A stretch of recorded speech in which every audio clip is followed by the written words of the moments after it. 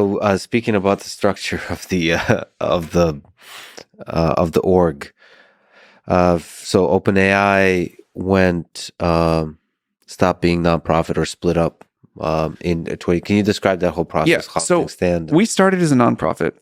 We learned early on that we were going to need far more capital than we were able to raise as a nonprofit. Our nonprofit is still fully in charge.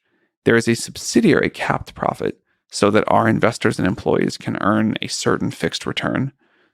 And then beyond that, everything else flows to the nonprofit. And the nonprofit is like in voting control, lets us make a bunch of non-standard decisions, can cancel equity, can do a whole bunch of other things, can let us merge with another org, protects us from making decisions that are not in any like shareholders' interest.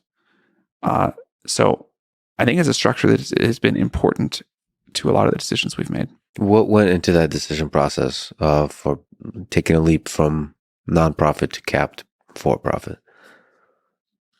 What are the pros and cons you were deciding at the time? I mean, this was 2019. It was really like to do what we needed to go do. We had tried and failed enough to raise the money as a nonprofit. We didn't see a path forward there.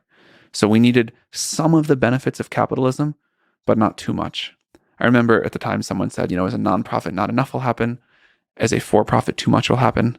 So we need this sort of strange intermediate. Well, you kind of had this offhand comment of you worry about the uncapped companies that play with AGI. Can you elaborate on the worry here? Because AGI, out of all the technologies we have in our hands, has the potential to make, because the cap is 100x for OpenAI. It started as that. It's much, much lower for like new investors now.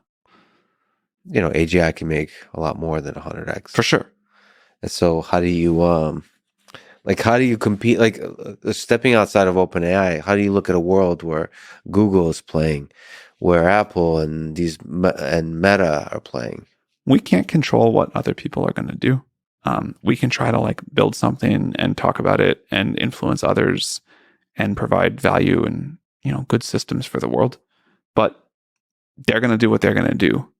Now, I think right now there's like extremely fast and not super deliberate motion inside of some of these companies.